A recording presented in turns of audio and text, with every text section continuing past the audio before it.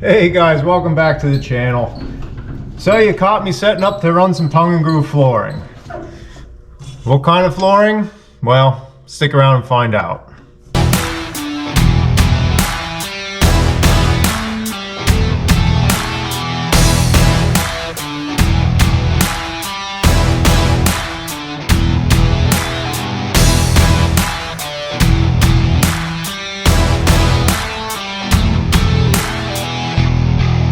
So I got the MP360 set up, ready to go for tongue and groove flooring. It's nice to be back up here in the shop. I've been down at the mill the last 2 weeks or so, sawing pretty hard. And if I'm being honest, I prefer this stuff over the sawmill work. So let me come outside, I'll show you what we're running today. White pine. Yeah, white pine flooring. I know that probably sounds interesting. Some people are probably thinking you can't use white pine for flooring. Sure you can. I've done a bunch of it over the years. So some pros and cons to the white pine flooring.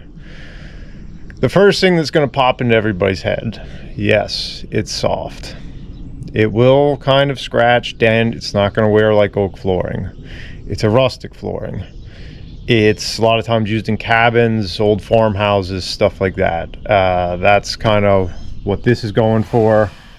And it's not something I do every day. Obviously, hardwoods are number one. But it's a unique project. I figured I'd show you guys. Some of you probably never seen it before. So that's the main con, is just the softness of it. It does have a bunch of pros to it.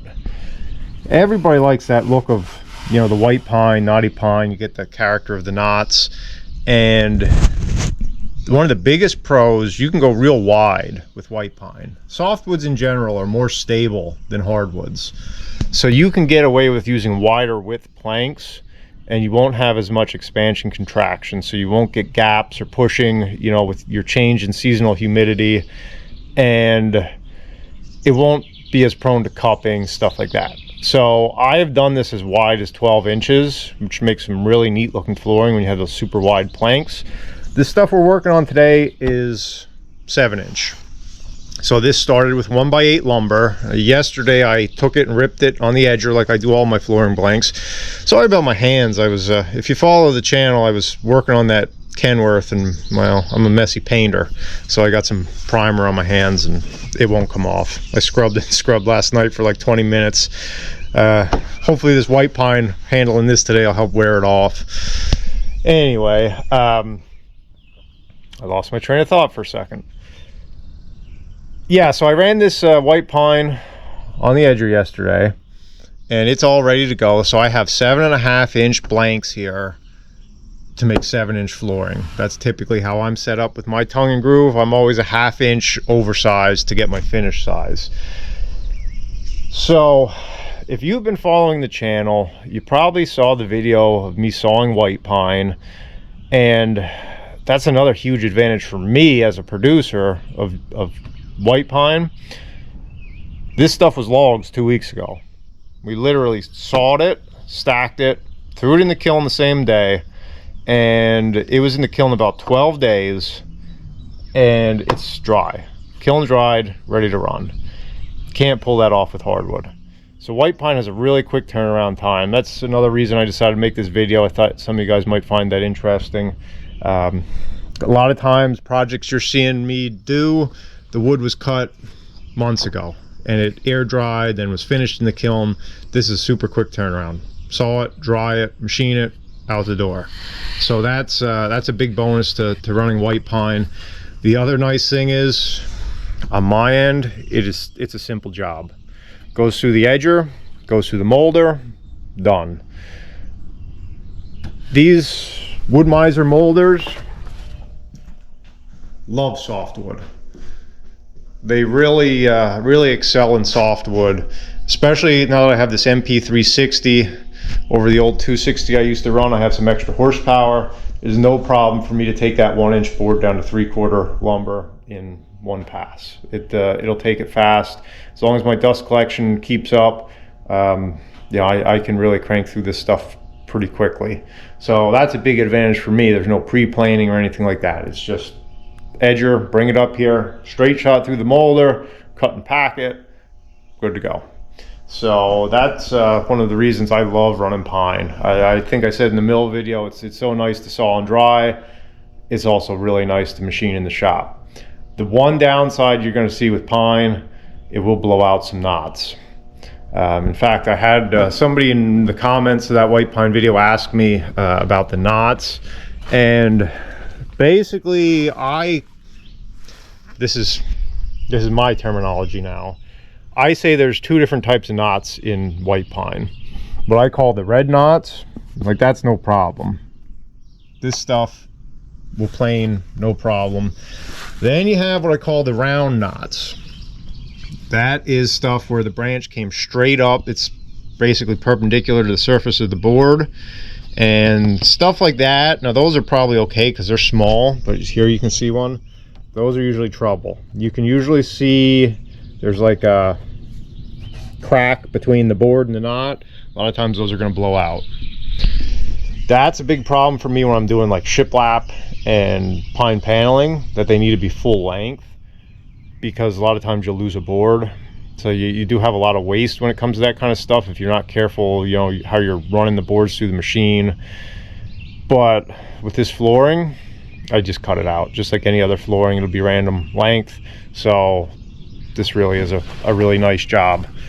So that's just one, that's probably the single biggest downfall I have with pine. Like there you see one, that's what I call a round knot. That one, there again, it's probably solid, but it might pop out. And basically what happens, as this wood dries, it shrinks a little bit. But this knot doesn't shrink the same because the orientation of the growth rings are the opposite way. So then you end up, it gets loose in there. And when it's loose, it pops. You know, whereas this is from younger branches, little branches, where this is from like a mature branch that the tree grew around. Those are always solid. Those are never a problem. The actual wood itself planes like a dream. Some things like spruce and hemlock have really hard knots in a relatively soft wood, and they can cause you problems with the planer. A lot of times when the knives hit those knots, they want to explode. White pine, I haven't really found that as much. So I'm gonna get set up here. I gotta run a test board yet, make sure my setup's all right, and then I'll start cranking through this stuff, and I'll show you the finished product.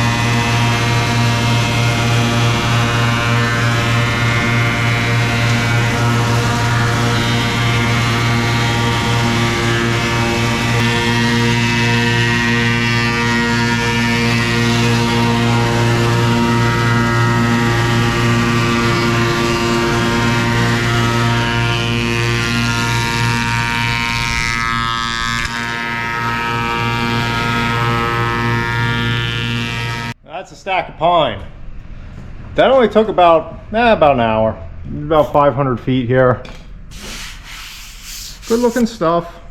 Standard tongue and groove, just like we do with hardwood flooring. Back relief on the bottom.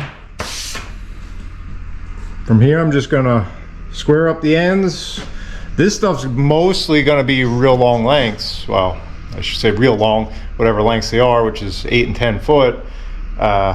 Because there's not a whole lot to cut out. You know, the whole point of this is the knots and the rustic look.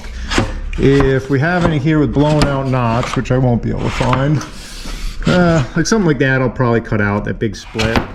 That'll just get chopped out. So we'll have some short pieces there, but pretty simple cutting too. So just a short little video, show you something a little bit different. I don't do a ton of it. I wish I did. You know, there's just, most people do on hardwood, honestly.